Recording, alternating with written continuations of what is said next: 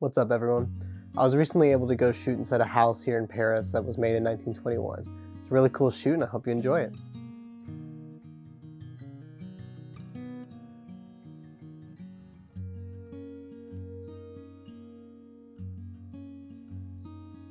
So for this shot I have the wheel set to a third darken. It's going to be the first shot of the day, and we'll see if I need to course correct a little bit after that. This oven is a little bit in the shadow, so we'll see if I need to do anything else.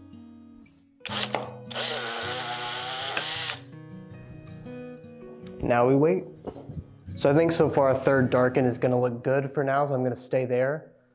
This scene is a light bulb, a ladder, and a warped mirror. I think it looks really cool. And I have it framed around the door frame, and it should be a good composition. I think I might turn the light bulb on just to add a little bit more pop of color. It doesn't work. Although I kind of moved it and it's now moving, so I kind of have this idea maybe of swinging the light bulb and maybe getting a little bit of movement on the light bulb, so in an otherwise still scene, this one thing is moving. If you think it, go for it.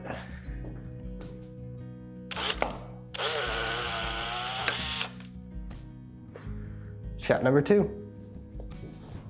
So I feel like the medium of Polaroid is really interesting. It's mainly seen as kind of like a party format. I mean, it's very disposable, you're handing them out. But there's something really special about trying to create images with something that wasn't meant to be taken seriously. I'm really enjoying like the digicam trend right now for that same reason. It's just trying to use something that shouldn't have the ability to make good images, or isn't intended to, I guess is the main reason. It's cool. So this house has a yellow stained glass put up here, and I've been waiting for it to show back up, and it's coming out in full force right now, giving this orange amber glow. I'm not entirely sure about the composition, but I have some of this closet here. Overall, I think it makes your eye move a lot, and on top of the light. So there's several subjects, it makes you stay in the image for a little while. So let's take it.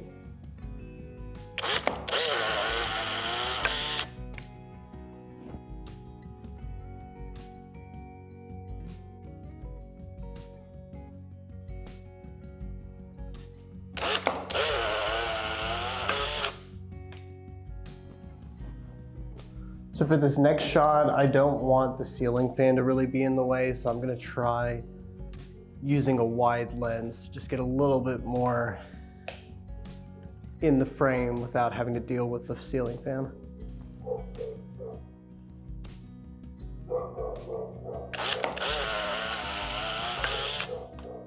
So for this shot, I went back to about a third darken on the exposure control. The last shot turned out way too dark, and I was starting to slowly go more and more as I was figuring things out in the shoot, but I think I'm just gonna trust the third darken and see what happens. That's typically what Polaroid recommends, and we'll see. It's developing right now.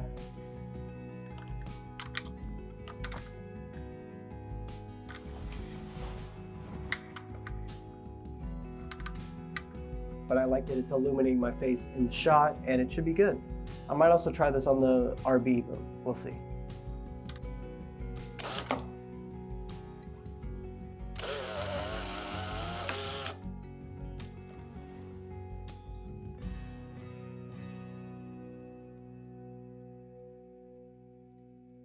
So behind me is a pool. I am down in the basement of the house, and I'm gonna try and use the Mint flash bar and see what I can get in here.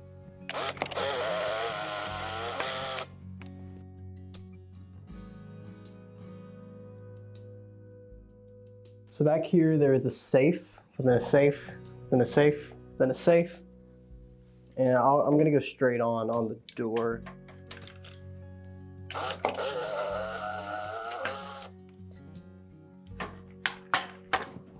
So we're about to start going into the nighttime, but I'm still gonna try and fire off as many shots as I can on the RB. Gonna be shooting Delta 3200. I kind of assumed that I might need this, and I wanted just the latitude. My name is Kat, and this is how you load the Mamiya RB.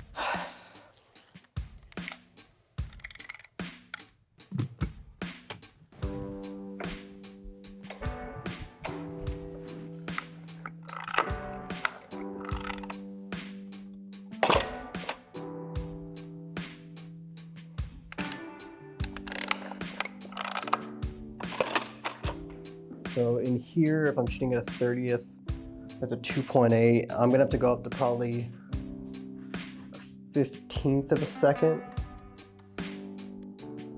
And we'll go an 1/8 of a second. And I'm gonna see what the outside is reading at. Right now it's reading at 5.6 indoors. So it's a 5.6 versus an 8. That's not that big of a discrepancy, so I'm gonna go with the 5.6.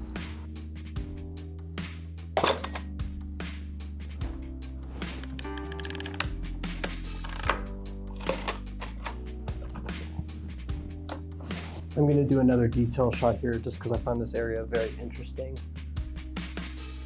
So we're doing an 1/8 of 5. I'm gonna err on the side of going to 4.5 instead of 5.6 because of this other side. It's being blocked a little bit.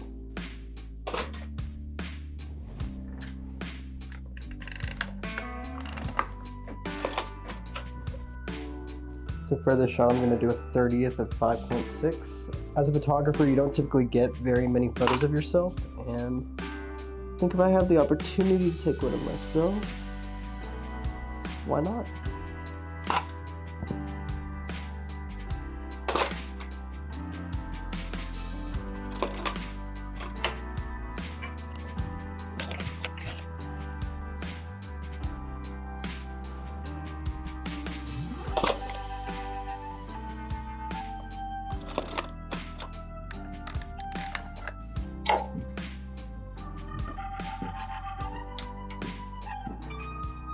I'm going to shoot out 1/30 at f5.6.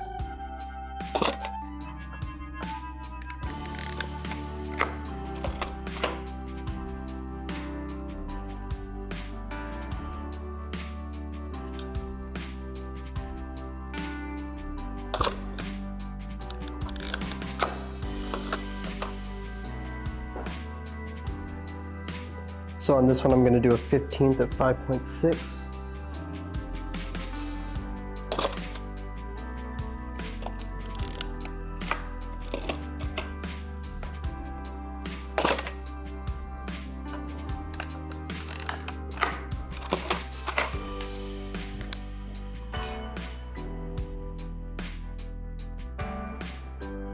So for this shot, I'm going to shoot at a 15th of a second at f8. We have the back of the room reading at about f8, and directly under the light reading around f11 depending on where you hold it at. So fall off towards the ground will be about f8. So if this is a little too bright, I can bring it down in Lightroom.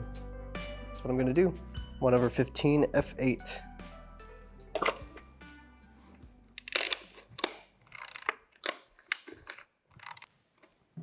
That's a wrap. So this was a really fun shoot overall. Typically on the SX-70, I like to use 600 film with an ND filter, one that was made by the Impossible project back in the day. But I decided to use SX-70 film, and I'm not sure if I really like the results. There's a bit of a difference in the quality of the image. Recently, for example, I took my Polaroid out to the fair. In an image like this, you can see that the blacks are like a true sort of black for a Polaroid, and this was 600 with an ND filter. Whereas on this shoot, the image when underexposed or just in the blacks tended to be more green and have a greenish cast overall.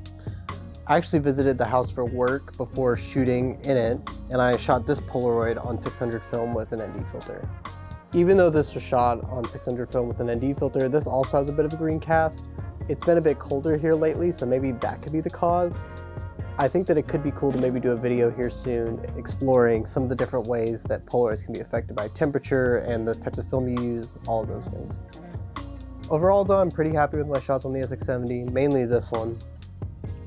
I think something that's a little bit hard is framing on the SX-70, and like the shot of the oven is a little bit tilted. Trying to dial in exposure with the SX-70 is a little bit hard. I was trying to figure it out the whole shoot, and I don't know exactly if I succeeded. The scans that were shown in this video have a little bit of editing done to them, but not much. In my next video, I'm going to show how I scan these Polaroids in and the process of doing that. It is ultimately hard to match the real life version of the Polaroid versus the computer version, but I try to do it as best as possible, and sometimes I add a little bit of a touch just in like these ones where it's a little bit hard to see.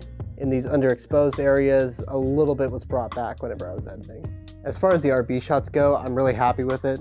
This is actually the first roll of film that I've had developed by a professional lab. I've shot a few rolls with this camera, but I hand developed them myself and I had mixed results. Some of that I think was probably on me. Overall though, I'm really enjoying this camera. I want to use it a lot more, but having just 10 shots is a little bit limiting. And the other thing is I bought this camera with a 50mm lens, which equates to about a 25 on 35mm. I tend to gravitate towards a 50mm lens, and in my digital photography to telephoto lenses overall, telephoto zoom lenses. So I think I want to get a telephoto lens for this camera. This has been trying my patience a little bit because it's very wide and it's a very different way of composing images than what I'm normally used to.